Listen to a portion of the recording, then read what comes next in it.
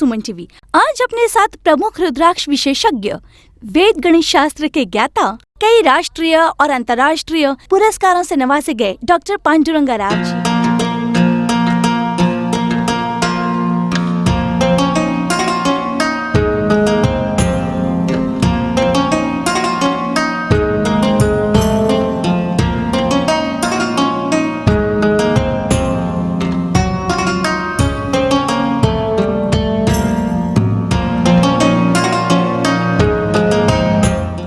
के साथ हम रुद्राक्ष और वैदिक मैथमेटिक्स के बारे में बात करेंगे। नमस्कार गुरुजी। नमस्कार बेटी, ओम नमः शिवाय। तो फर्स्ट ऑफ ऑल रुद्राक्ष क्या है उसके बारे में बताइए। रुद्रा प्लस अक्ष रुद्राक्ष, मतलब पंडितों के हिसाब से देखें तो इस शब्द के बहुत सारे अर्थ होते हैं और उसके शब्दों को देखते हैं तो इसके जितने सारे अर्थ आते हैं वो पंडित आपको बताते हैं, उसके अर्थ को समझाते हैं। पंडितों के हिसाब से रुद्र के अंदर अक्ष, रुद्र रुद्र अक्ष अक्ष, इसका मतलब है कि अनेक और शब्दों को अलग करके देखते हैं तो यही रुद्र आता है। ये नॉर्मल बेस में और पंडितों के बेस में भी रुद्र प्लस अक्ष मतलब रुद्राक्ष।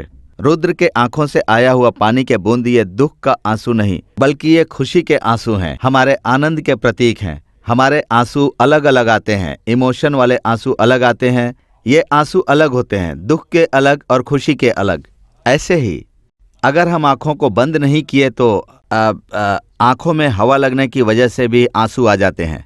और इधर भगवान शिव ध्यान में हैं और दूसरी आँख उनकी बंद है और इधर वो दुखी नहीं है, शिव जी ध्यान में रहने के समय दुखी नहीं है और इस तरफ वो निर्मल हृदय से हंसते रहते हैं। इसे हिंदी में हंसमुख बोलते हैं और इंग्लिश में एयर होस्टेस स्माइल बोलते हैं। शिव जी को ध्यान में देखे तो एयर होस्टेस कैसी हंसती हैं, ठीक वैसे ही उनकी मुख मुद्रा दिखाई देती है, जो हमेशा हंसते रहते हैं लेकिन जोर से नहीं हंसते हैं, धीरे धीरे हंसते हैं। उस हंसी में शिव जी ध्यान में होते हैं तब उनकी आंख पूरी बंद होती है, उनकी आंख पूरी खुली भी नहीं होती। मतलब ऐसी आंख रख के तपस्या करने के समय ना तो ज्यादा खुली रहती है और ना ही बंद रहती है और उनकी आंख से जो पानी की बूंदे धरती पर कहाँ कहाँ गिरेंगी उससे वो रुद्राक्ष का निर्माण होगा। तो रुद्राक्ष के बारे में एक बात और है कि रुद्राक्ष का कमल, रुद्राक्ष का पेड़ 60 और 70 फीट का होता है। ये आम का पेड़ जैसा होता है, उसके पत्ते भी आम के पत्ते के जैसे ही होते हैं और उसके फूल की बात करें तो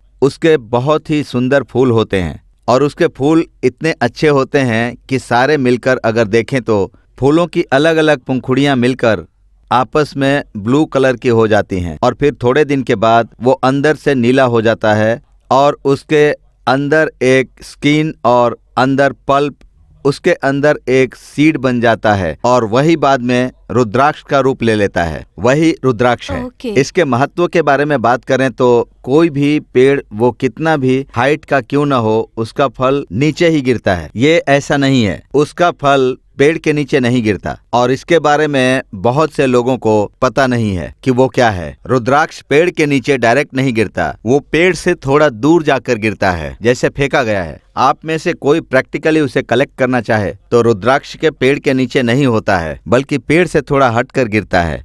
और इसमें एक और बात है जो मुख्य है, इस सृष्टि में एक बड़ी बात है और वो ये है कि ये एक पेड़ का एक बीज है और इस सृष्टि में किसी और पेड़ के बीज में ऐसा होल नहीं होता जैसा कि इसमें होता है। आर पार होल, शुरू से ही इसमें दोनों साइड होल होता है, ऊपर से नीचे तक। तपस्या करने वाले सन्यासी, नॉर्मल इंसान कोई भी रुद्राक्ष पहनता है। मतलब कि एक तपस्या करने वाले सन्यासी या कोई भी साधु संत हो या फिर चाहे वो गृहस्थ इंसान हो, रुद्राक्ष धारण करने के लिए किसी के ऊपर कोई बंधन नहीं है। तो फिर पेड़ से लेकर उधर पूर्व में और उधर तार उठा के उसे मिलाकर और रुद्राक्ष को कलेक्ट करके और उसके अंदर तार डाल के और उसकी माला बनाकर उसे पहन लेते हैं। उसके लिए और कोई दूसरी चीज नहीं चाहिए, उसमें होल करने के लिए कोई ड्रिल की जरूरत नहीं होती है, किसी चीज की जरूरत नहीं है। ये सिंपल सा होता है जिसका माला बनाकर हम पहन लेते हैं, जिसके अंदर सिंपली होल होता है और उसके लिए उसको कुछ नहीं चाहिए।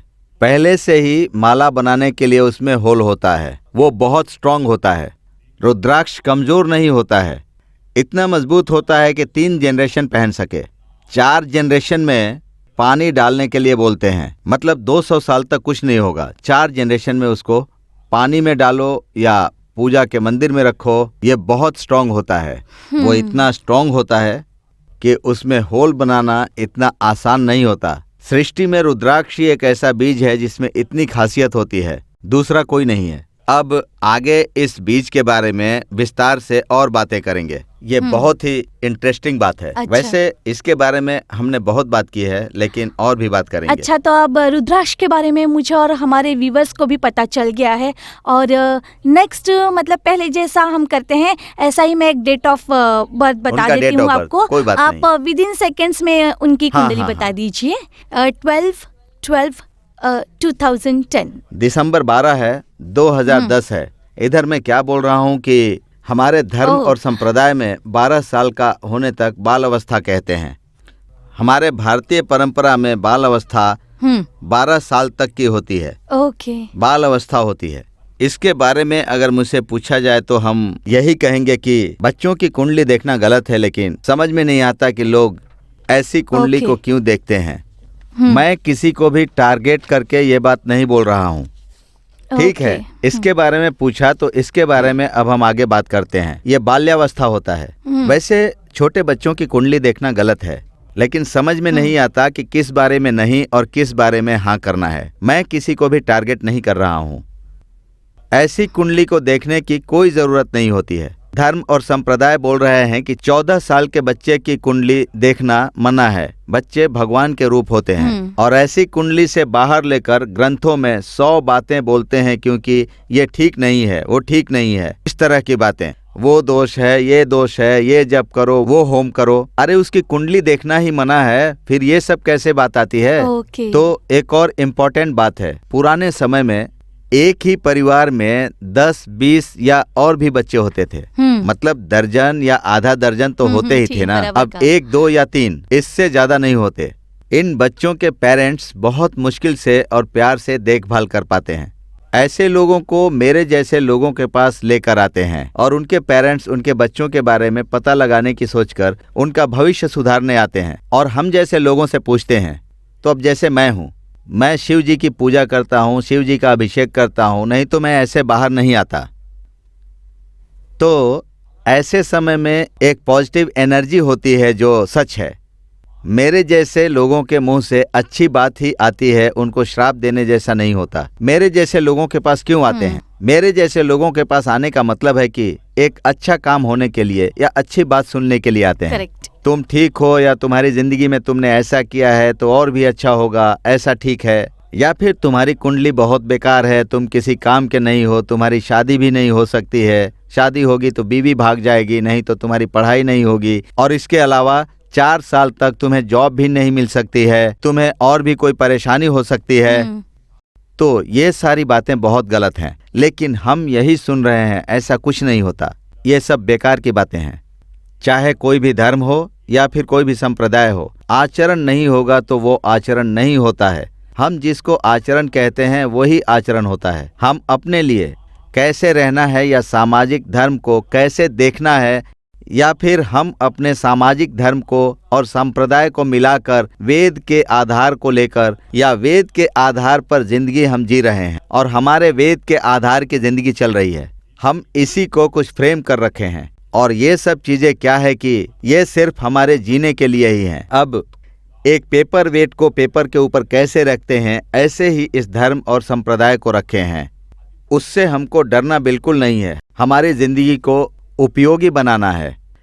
ज्योतिषी में या फिर कुंडली में आपको चाहे जो भी पसंद है, ये इसका मतलब क्या है कि ज्योतिषी में मुख्य रूप से 9 ग्रह होता है, उसमें 5 दुष्ट ग्रह ही होता है। उसमें मेजर पार्ट 9 में 50% से ज्यादा दुष्ट ग्रह होता है।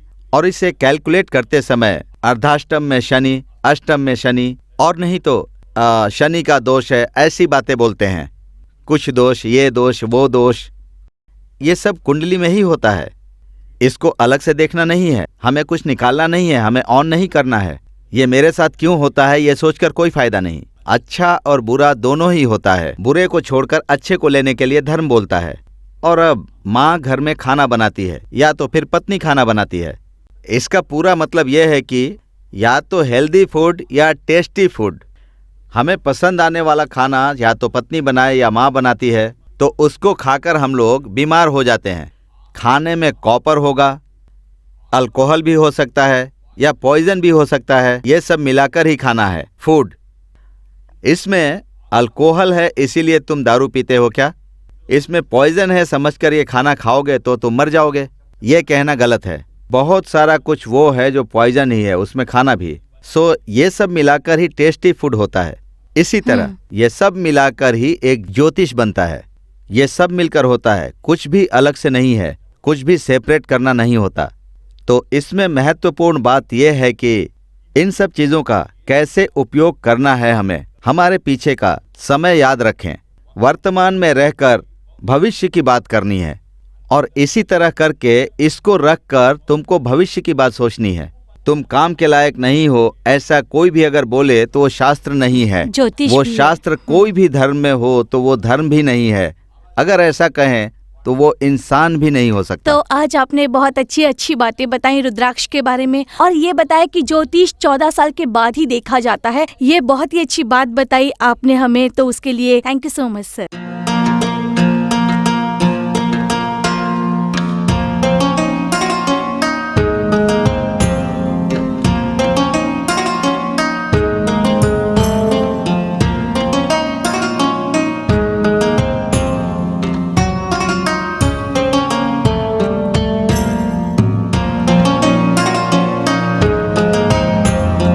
ओम नमः शिवाय।